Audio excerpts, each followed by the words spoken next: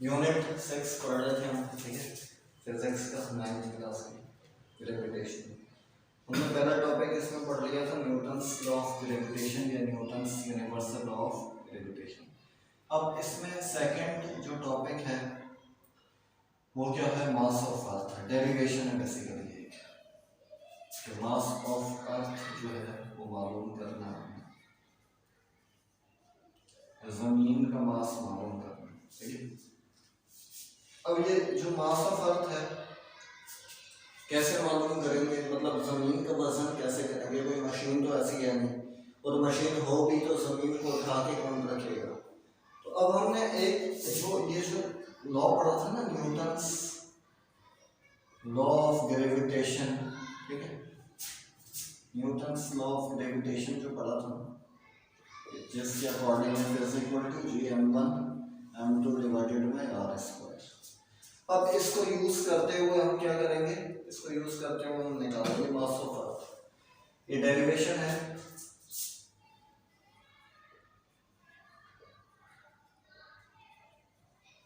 Okay.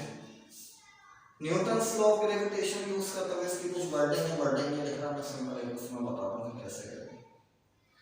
देखो अब Newton's law of gravitation की स्टेटमेंट क्या थी कि every two bodies in universe attracts each other with a force of attraction. The force of attraction is directly proportional to the product of masses and inversely proportional to the square distance between them.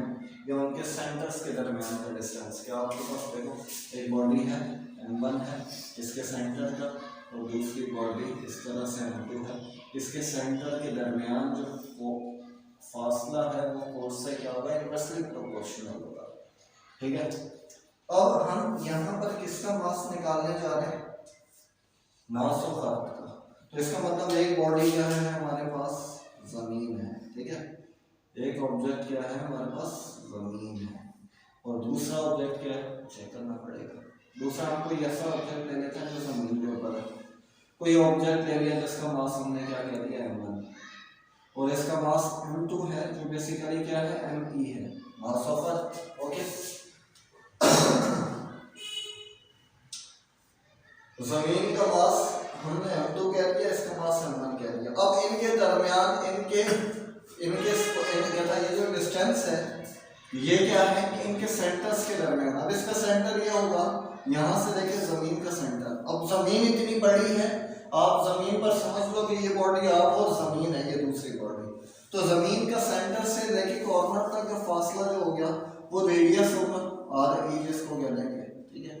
और ये जो ये वाला फासला होगा ये इतना small होगा और ये के मुकाबले में, कि इसको हम क्या करेंगे, नेग्लेक्ट कर देंगे, इग्नोर कर देंगे। भाई ये वाला फासला क्या है, करोड़ पता नहीं मीटर है या करोड़ों किलोमीटर है। तो अब ये क्या है, 1 किलोमीटर या 2 किलोमीटर, तो 1 करोड़ किलोमीटर के अंदर में अगर 1 मीटर या 2 मीटर या 1-2 किलोमीटर डालता हूँ तो कोई फर्क नहीं पड़ेगा। भाई आप यहाँ से बोलोगे भाई यहाँ से लेके इस्लामाबाद तक का जो फासला है वो 14,000 किलोमीटर है। अब उसमें 10 किलोमीटर और आ जाता है, तो 10 किलोमीटर ना होने के बराबर है, क्योंकि वो इतना बड़ा फासला तो हम लोग 14,000 किलोमीटर ही चाहिए, मतलब इतना ही बताओगे तकरीबन कितना, 14,000 किलोमीटर, उसमें 5 मीटर या 10 मीटर। अब ये जो जमीन है, जमीन मतलब क्या था, ये इस तरह से है कि भाई जैसे देखो ये बॉल टाइप का है, तो इसके सेंटर से लेकर कॉर्नर तक का फासला कितना होगा, बहुत ज्यादा होगा। अब बहुत ज्यादा होगा तो इसके ऊपर जो ऑब्जेक्ट है उसका सेंटर से लेकर कॉर्नर तक का फासला कम होगा, बहुत कम होगा, ना होने के बराबर इसके मुकाबले में। तो हम ये जो डिस्टेंस देखते हैं ये सेंटर से सेंटर तक देखते हैं, तो भाई इसके सेंटर का फासला ना होने के बराबर, तो हम उसको क्या करेंगे, नेग्लेक्ट करेंगे, तो हम यही वाला फासला यूज करेंगे, ठीक है। अब हम इसमें जो r कह रहे हैं भाई, ये r क्या है, re, और re ऐसे असल में क्या है, रेडियस ऑफ अर्थ, जो कि कैलकुलेटेड है, इसकी कुछ वैल्यू है, अभी देखते हैं क्या है। m1 क्या कह रहे हैं, m1 कोई ऑब्जेक्ट का मास है, ऑब्जेक्ट मास जो जमीन के ऊपर लाई कर रहा है, कोई भी आप कंसीडर कर रहा हो, वो भी हो सकते हो। m2 क्या है, me, this is the mass of earth. अच्छा यही हमें क्या करना है, कैलकुलेट करना है, यही हमने क्या करना है, मालूम करना है। बस तीन चीजें हैं, M1 M2 और R स्क्वायर। अच्छा इनके दरमियान फासला क्या है, ओ सॉरी इनके दरमियान फोर्स क्या होगी, और फोर्स को हम किससे, वेट से डिनोट करते हैं। किससे डिनोट करते हैं, वेट। अच्छा वेट से क्यों कर रहे हैं, वेट से इस वजह से कर रहे हैं क्योंकि वेट से इस वजह से कर रहे हैं क्योंकि जमीन, देखो आपके ऊपर जो फोर्स लग रही है, जमीन आपको अपनी तरफ खींच रही है, वो कौन सी फोर्स है, वेट। तो हम वो जो ग्रेविटेशनल फोर्स है उसको वेट कह देते हैं, ठीक है, फोर्स ये ना। अब हम क्या करते हैं, अब हम आते हैं इसको डिराइव करते हैं। According to Newton's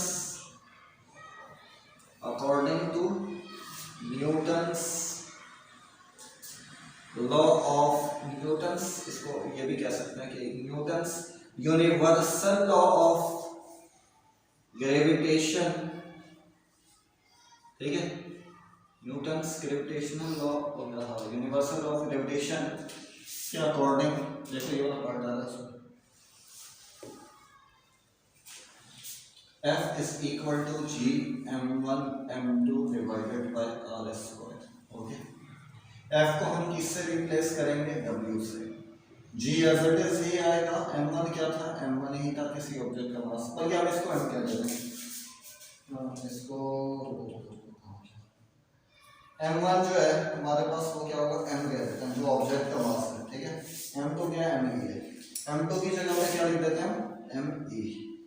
M1 M2 को आप कुछ भी वो नोटेशन देना, नोटेशन से खैर फर्क नहीं पड़ता।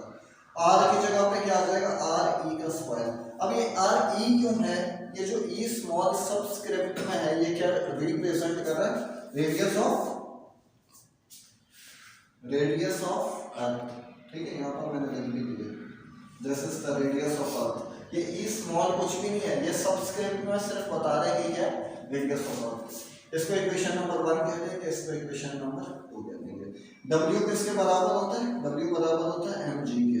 दिस इज द इक्वेशन, इसको पुट कर देंगे इक्वेशन नंबर 2 में।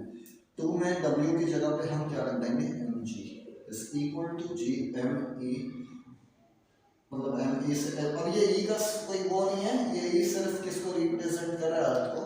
स्मॉल m आएगा और r e स्क्वायर आ जाएगा, ठीक है।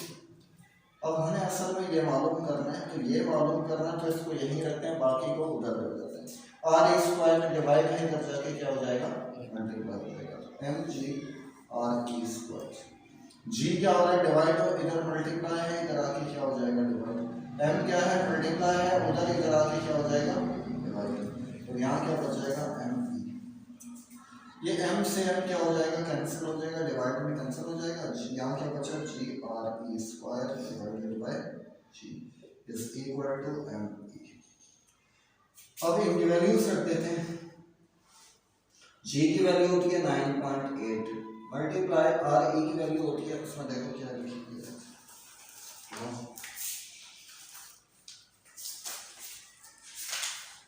r e की वैल्यू है 6.38 एक्सपोनेंशियल 6। और e की वैल्यू है 6.38 एक्सपोनेंट 6 का होल स्क्वायर। इसका स्क्वायर लोगे फिर इससे मल्टीप्लाई करोगे, डिवाइडेड बाय g की वैल्यू 6.67 एक्सपोनेंट माइनस का 11। इन दोनों को मल्टीप्लाई डिवाइड करोगे तो me की जो वैल्यू आएगी वो क्या आएगी, 6 एक्सपोनेंट 24 किलोग्राम। इसका मतलब ये है कि me कितना हो गया, मास ऑफ अर्थ। 6 के आगे कितने जीरो लगा दें, 24 जीरो लगा दें, इतने किलोग्राम इसका क्या है, मास है, ठीक है।